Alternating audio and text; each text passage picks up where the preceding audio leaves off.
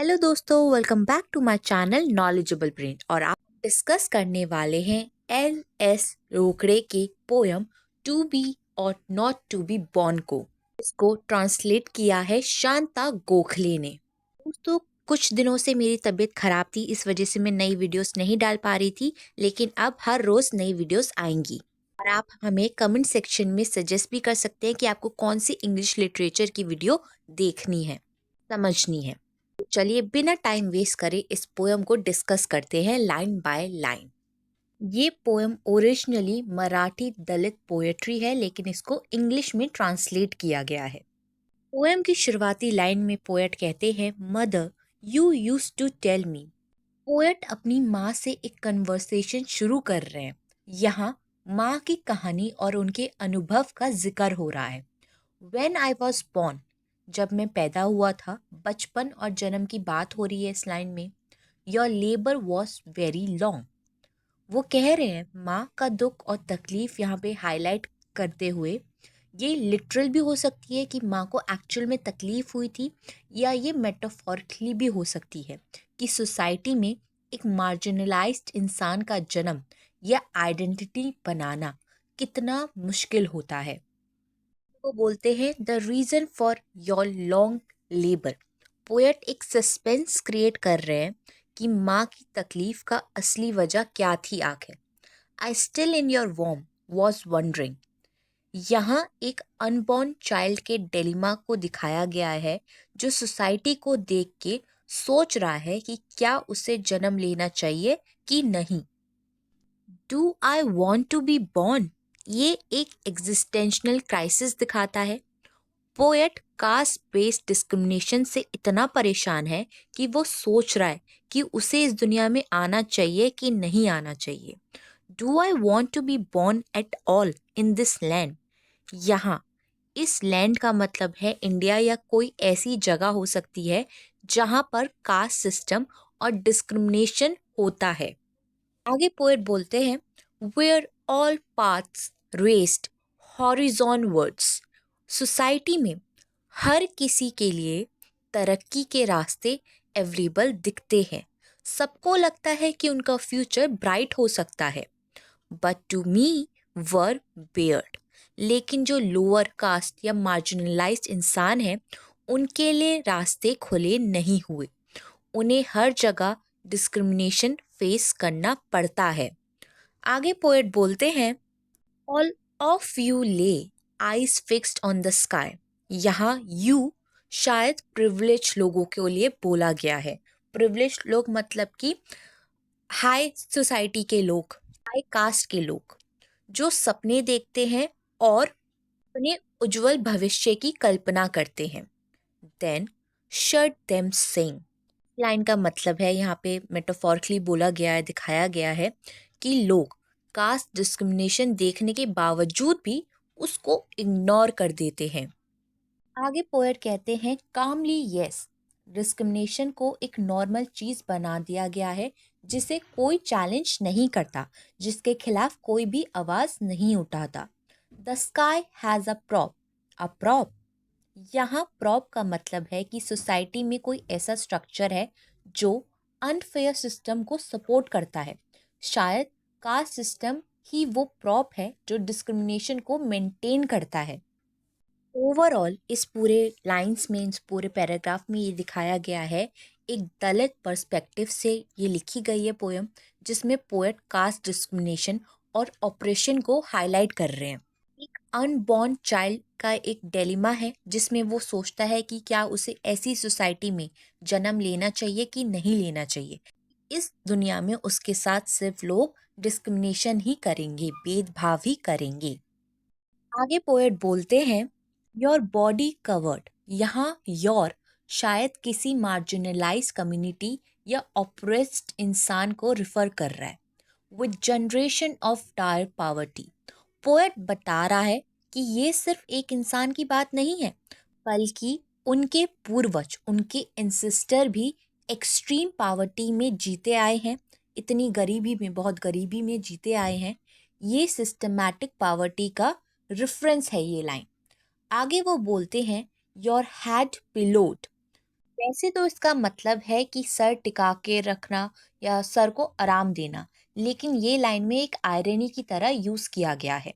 आगे वो कहते हैं ऑन कांस्टेंट नीड, यानी उसका तकिया कोई कंफर्ट नहीं था, बल्कि जरूरतों और तंगी की चद्दर थी। ये बता रहा है कि गरीबी सिर्फ एक टेम्परेरी फेस नहीं था उस इंसान के लिए, बल्कि ये कांस्टेंट रियलिटी थी, ऐसी गरीबी जो कभी खत्म नहीं हो सकती थी।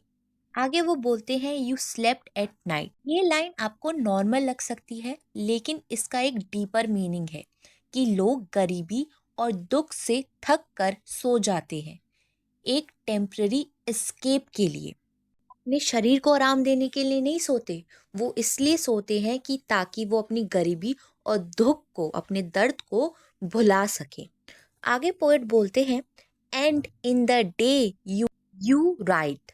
पोएट ये बता रहे हैं कि गरीबी में लोग सिर्फ रात को सो सकते हैं, लेकिन दिन में उन्हें अपनी तकलीफ और भूख के साथ जीना पड़ता है। राइट का मतलब है दुख या कष्ट से तड़पना।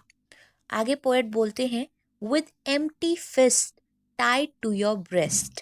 इस लाइन का मतलब है एम्प्टी फिस्ट, यानी बिना किसी रिसोर्सेस या पावर के जीना। यहाँ ऑप्रेस्ड इंसान की मजबूरी दिखाती है ये लाइन कि उनके पास ना पैसा है, ना कोई सहारा। आगे पोएट बोलते हैं where you are not suppose to say. मतलब पोएट बताते हैं कि सोसाइटी में कुछ सच्चाइयाँ बोलने के लिए नाई है ऐसे लोगों को। ये सेंसरशिप और ऑपरेशन का एक इंडिकेशन है। एवरी ह्यूमन बीइंग कम्स, यहाँ एक यूनिवर्सल ट्रुथ की बात हो रही है कि हर इंसान एक जैसा पैदा होता है यहाँ पर, from the union of man and women, यानी सभी लोग एक ही तरह से पैदा होते हैं, चाहे किसी भी कास्ट या क्लास के हो। वेयर नो बडी डेयर, यहाँ हेयर कास्ट बेस्ड सोसाइटी को रिफर कर रहा है, जिसमें कोई भी डिस्क्रिमिनेशन के अगेंस्ट बोलने की हिम्मत नहीं करता। Broaden the beaten track. Beaten track का मतलब है पुरानी रीति रिवाज और caste based inequalities. Poet कह रहे हैं कि कोई भी एग्जिस्टिंग कास्ट सिस्टम को चैलेंज नहीं करता, हर कोई इसके रूल्स को फॉलो करता है। तो ये लाइनें दिखाती है एक मार्जिनलाइज्ड इंसान की सफरिंग को, जो पावर्टी और डिस्क्रिमिनेशन की वजह से सिर्फ सरवाइव कर रहा है, लेकिन जी नहीं रहा। ये भी बताया गया है कि कास्ट सिस्टम एक ऐसी रियलिटी है जिसे ओपनली क्वेश्चन नहीं किया जा सकता, और लोग ऐसा करने की हिम्मत भी नहीं रखते हैं। आगे पोएट बोलते हैं you ran round and round yourself. यहाँ यू शायद प्रिविलेज लोगों या सोसाइटी को रिफर कर रहा है, जो बस एक साइकिल में घूम रहे हैं, शायद बिना किसी रियल प्रोग्रेस के। एक्सक्लेमिंग यस ऑफ कोर्स, ये हाइपोक्रेसी को दिखा रही है ये लाइन। लोग जो भी सिस्टम बना चुके हैं उसे ब्लाइंडली एक्सेप्ट कर रहे हैं, बिना क्वेश्चन करे कि ये सिस्टम सही है कि नहीं। द अर्थ इज राउंड, ये एक सिंपल साइंटिफिक फैक्ट का जिक्र हो रहा है जो सबको पता है। यहाँ आयरनी ये है कि लोग साइंस को तो मान लेते हैं, लेकिन सोशल इक्वालिटी जैसे लॉजिकल कॉन्सेप्ट को नहीं समझ पाते, ना ही समझना चाहते हैं। Mother, this is your land. Poet यहाँ अपनी माँ से बात कर रहे हैं और एक क्वेश्चन रेस कर रहे हैं, क्या ये देश सच में उनका है। तो वो कहते हैं flowing with water, rivers break their banks. एक इमेज दिखाई जा रही है कि ये देश नेचुरल रिसोर्सेज से भरा है। ये दिखाता है कि देश में अबेंडेंस है, पानी, रिसोर्सेज सब कुछ अवेलेबल है। लेक्स ब्रिम ओवर, नेचर में तो कोई कमी नहीं है, सब कुछ ओवरफ्लो कर रहा है। आगे वो कहते हैं and you one of the human race. Poet ये बताना चाह रहे हैं कि एक ह्यूमन बीइंग होते हुए भी इंसान को बेसिक चीज़ों के लिए इतना स्ट्रगल करना पड़ रहा है। वो बोलते हैं मस्ट शेड ब्लड। दोस्तों, ये लाइन ऑपरेशन और एक्सप्लॉयटेशन को दिखाती है कि मार्जिनलाइज्ड लोगों को अपने हक के लिए लड़ना पड़ता है। Struggle and strike. पोएट कहते हैं कि ऑप्रेस्ड लोगों को हर छोटी ज़रूरत के लिए लड़ना पड़ता है। For a palm full of water.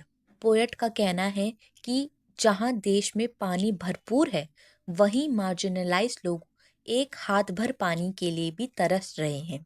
ये लाइन इनइक्वालिटी और डिस्क्रिमिनेशन का एक बहुत बड़ा सिंबल है। आगे पोएट कहते हैं, I split on this great civilisation.